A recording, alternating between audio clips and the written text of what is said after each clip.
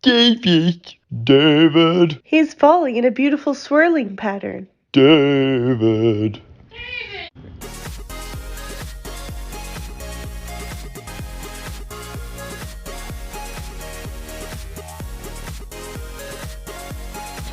This is the David Wells Experiment. I'm David Wells.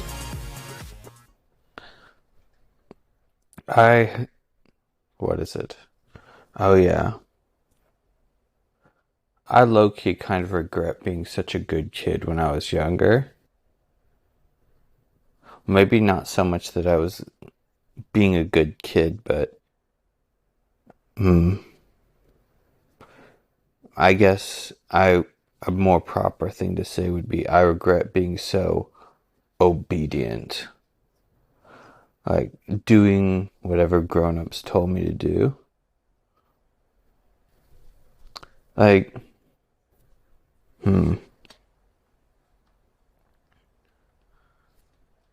I suppose, dang.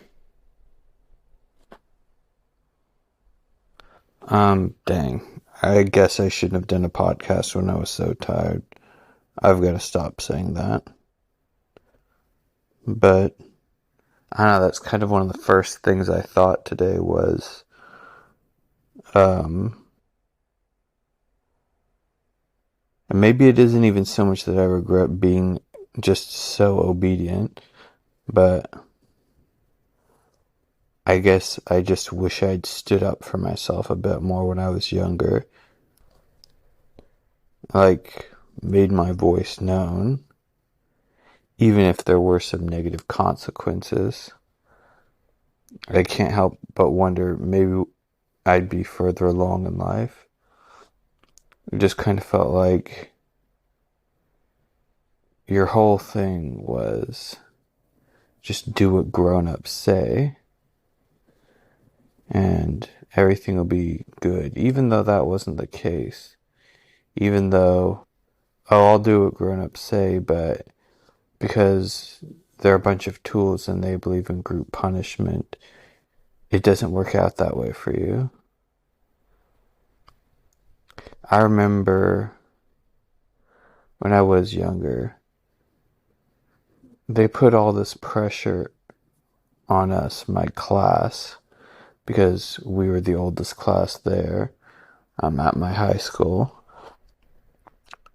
So the way it worked was they kept, when I went to school, I was 14, and they had class, at that point, their highest grade was 7th grade, and the goal was keep adding a grade until we've got the full school experience from K to 12th grade. And it was funny, like, they put a lot of pressure on us to be the example. And even some of the good teachers were like, oh, you need 7th grade, you need to set a better example. And it's like, we're all coming from varying backgrounds. We're new to this, and you want us to take this up. It's like a lot of,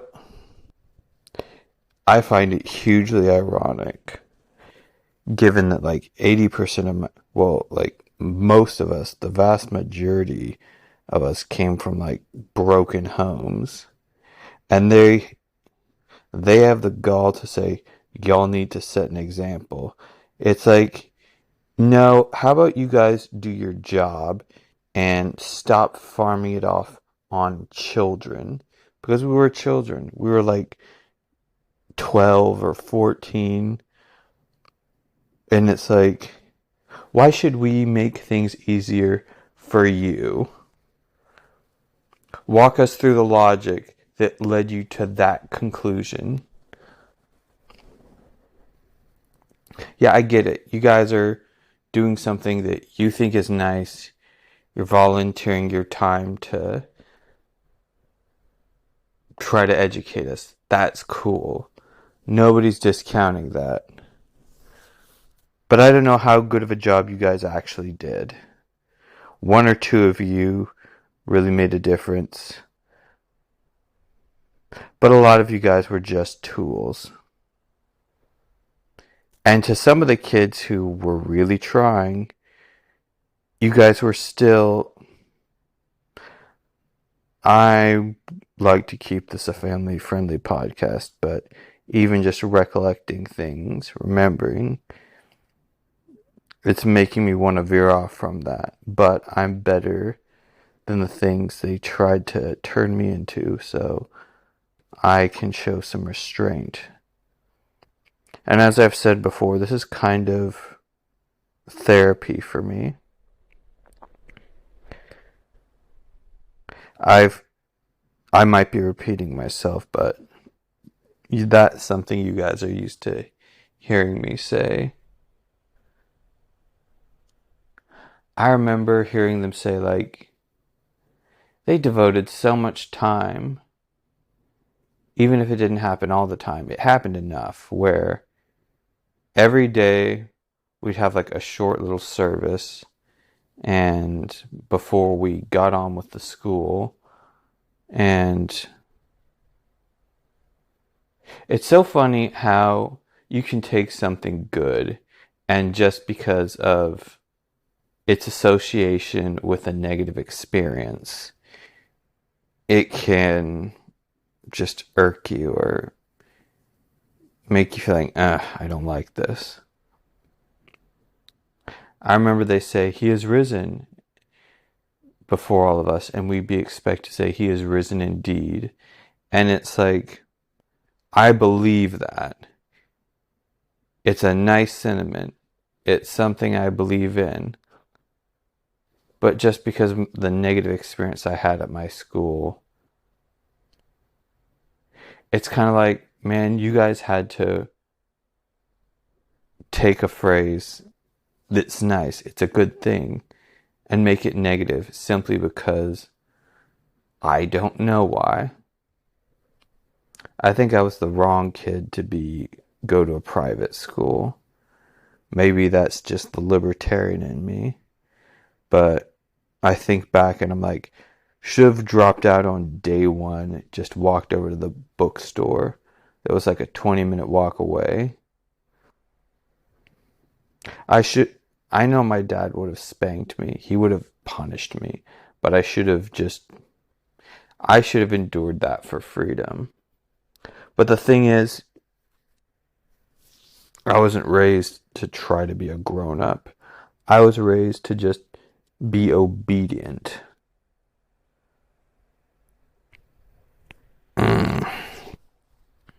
I don't know if it's the caffeine kicking in or just I'm getting myself worked up. Maybe it's a little bit of both. I probably should have laid off. I shouldn't have done a full scoop of caffeine. Oof, my heart is starting to feel that. Um, wouldn't that be the thing? I go midway through this podcast just because I had too much pre-workout. Uh, I feel if anything, I'll probably. I kind of can't help but wonder, like, I've worked myself into a bad habit of being so dependent on caffeine. Would not be surprised if I wind up going in my 60s. Although that's a ways off. But then again, time does have a habit of like sneaking up on you.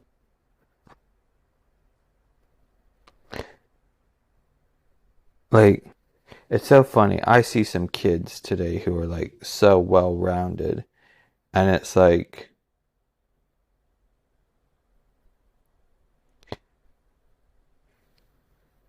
yeah, I have to wonder, like, were they given a voice, a platform to stand on? The one thing that I like, the one thing I can say of my school that was good is like, at some point in the year, kids were given an opportunity to deliver a sermon. They So it's like that was the closest time we ever got to, oh, your voice does matter. Of course, teachers and stuff had to go over it with a fine-tooth comb and approve it. So, how free were they really to talk?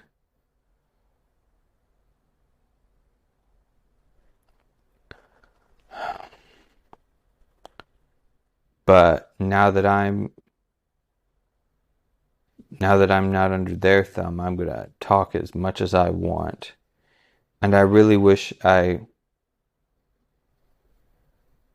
maybe it's just like the resentment of being pressed under somebody else's thumb, but I it's one of those things like take this with a dash of salt, but sometimes I feel like telling kids don't be nearly so respectful to authorities. But really, I don't know if I'm saying that so much as I'm saying to me, you when I was younger, you don't have to be so respectful. You don't have to listen to everything they told you to do. Speak up for yourself. I kind of wish that I had, but I kind of just, if anything, I would appreciate that they had been honest to me instead of like hiding behind this facade. I wish they had just said, "Oh, why can't you just make things easier for me? Because it's so difficult being me." Like, hmm. I could have respected their honesty. Would have made it easier, but they had to pretend. And it's not like they made much of a difference. I think maybe to some people, but certainly not to me.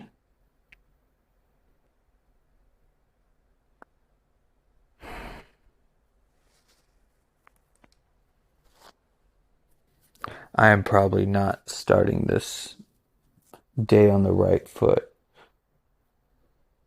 but I guess it depends on how you think of it. On the one hand, I'm just dredging up bad memories, but on the other hand, I'm making a podcast that I'm engaged in and I feel passionate about.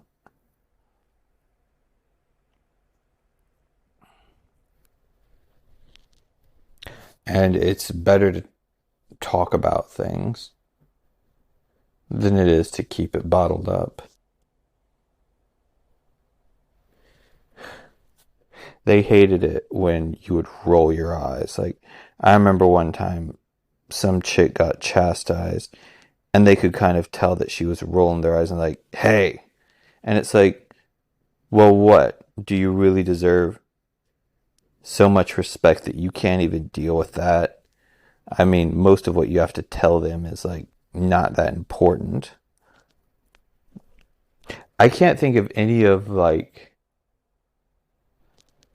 there's one or two people, but I can't think of anybody who went to that school that went on to do anything like really significant. It's like, well, we're giving you an education that's going to help you go far. And it's like, are you though? Because it's like, I think of my classmates and I think of people in other grades at the school, and it's like, what did they really do that was so significant? They probably could have gone to public school and would have wound up the same. There's one or two jokers that went to my school who did something, but that wasn't because of y'all. That was because they had something inside of themselves. I think it's a miracle that they did anything great in spite of the school that they went to, not because of y'all. One thing I would hate is if like I accomplished something and they tried to take credit for it. I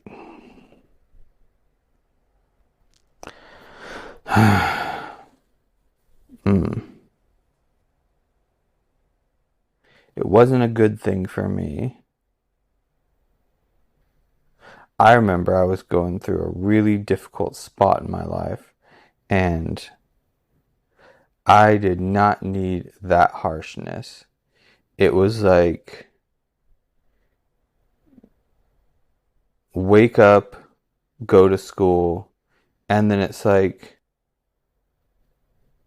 3 o'clock, and like, oh, I'm out of here. I'm like, no, no, we're gonna give you so much homework that your life is basically wake up, go to school, go do homework, and then you go to bed. Meanwhile, I've got all this stuff on my mind. And yeah, man, I freaking hated it. Freaking hated math class. I hated math class. Hated language arts. It was English. I don't know why they called it language arts. There was no art to be spoken of. And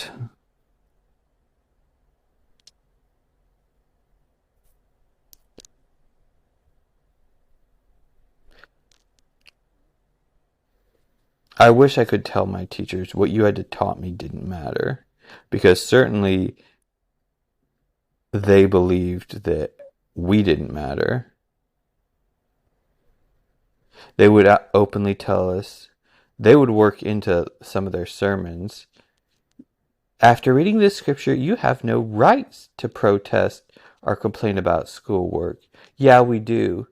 It's called the First Amendment. You're such a pro-American school. Doesn't add up, does it? If anything, we have such a right to tell you you're doing a horrible job. And if that wasn't the worst thing, like, if we failed, we'd have to write sentences. And, like, we'd have to write it 10 times. And it would be this thing of, like, if you don't obey us, you're basically disobeying God. What a bunch of narcissists, huh?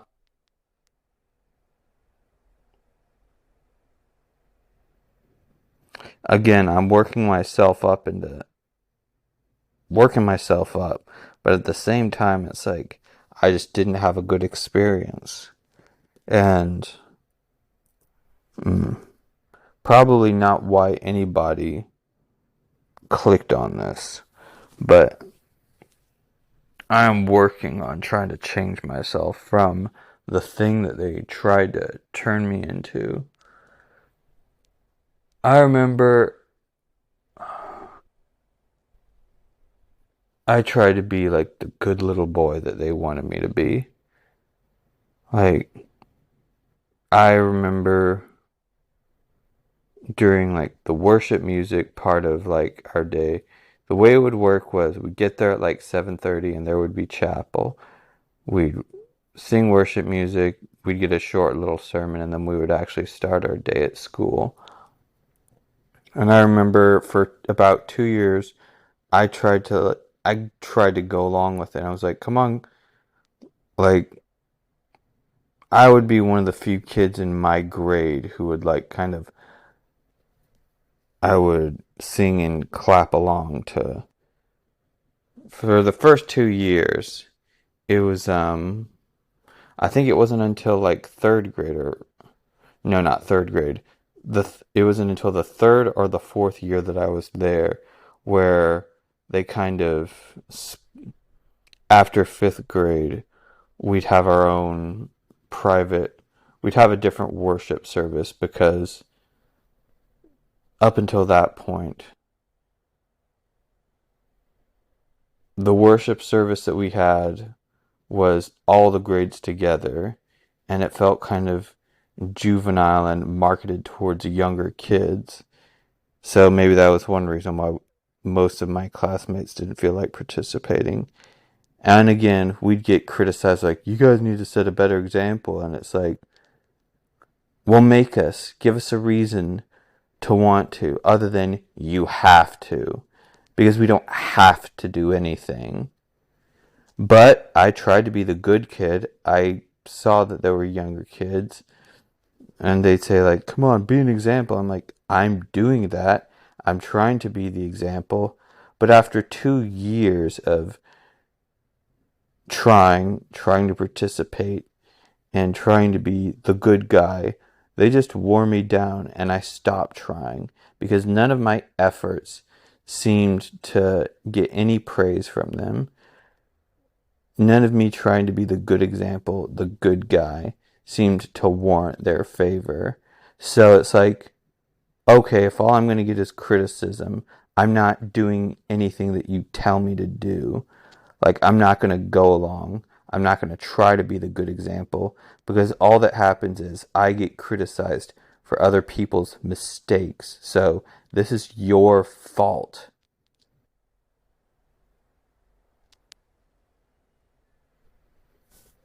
And it's weird how it was like supposed to be a Christian school, and they,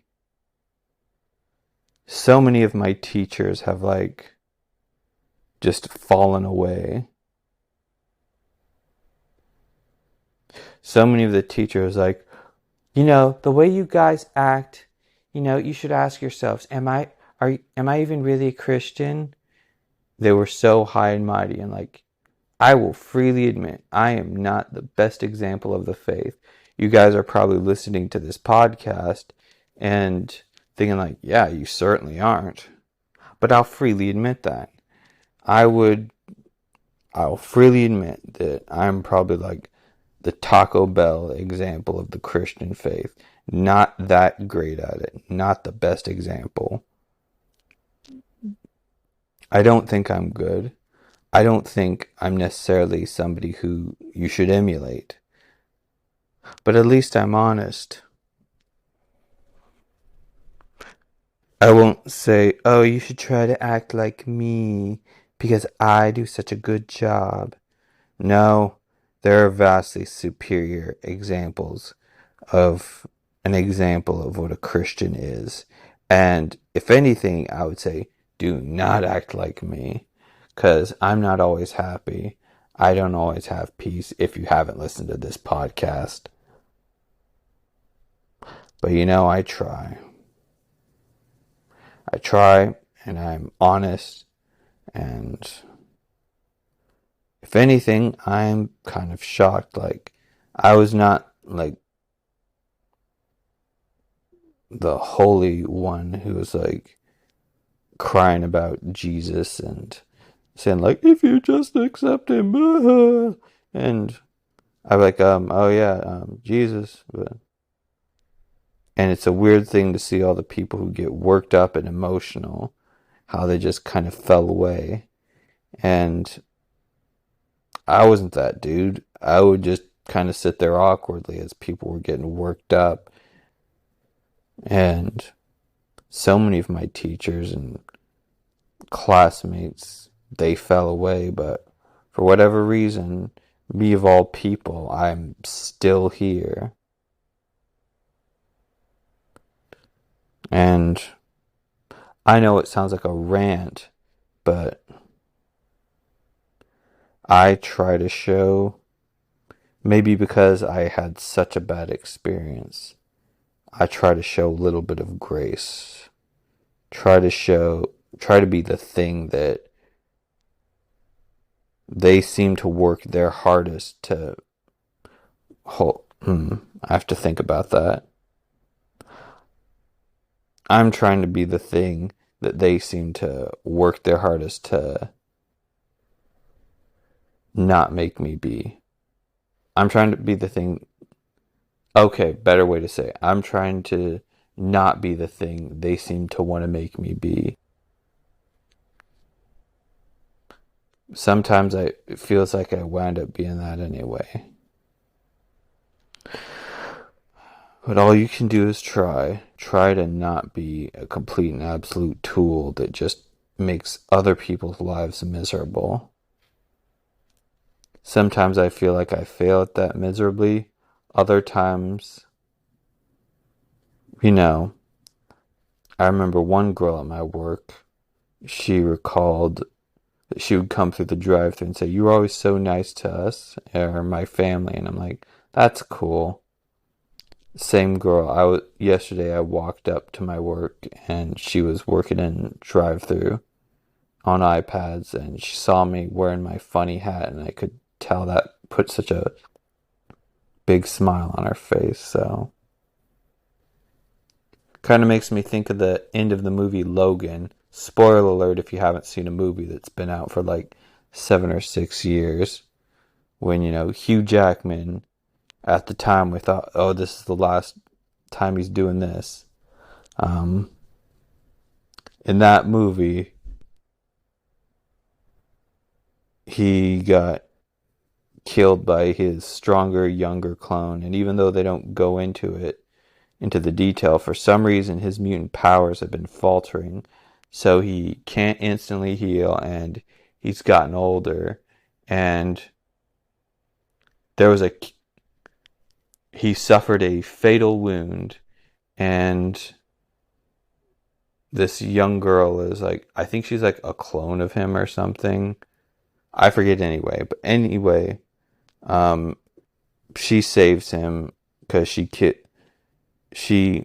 delivered the silver bullet that killed the stronger, younger clone version of him that he was in a fight with.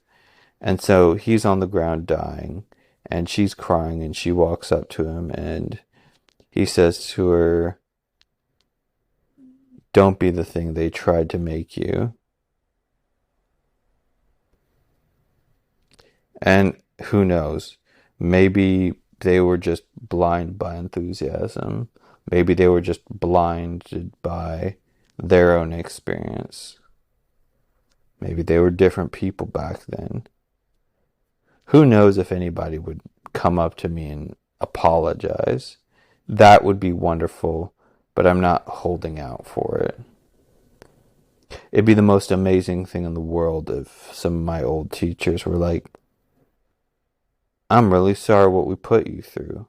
That would be astounding. And even just talking about that makes me feel less angry. But anyway, it was a long time ago.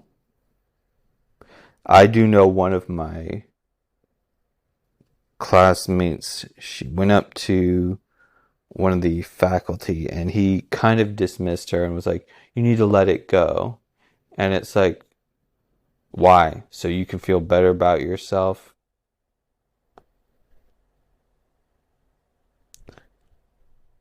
There were, I would like to think, and maybe this is just wishful thinking, that they were just caught up in the complexities of their own lives.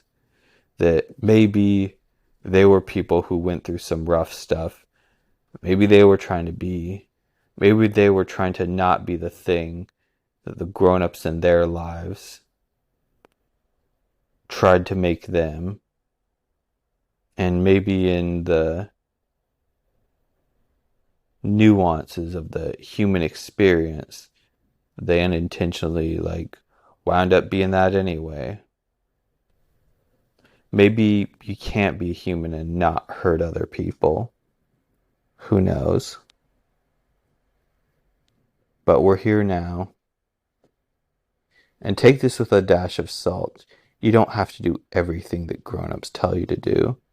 And I'm more saying that to younger me than explicitly saying, like, kids, don't listen to grown-ups. But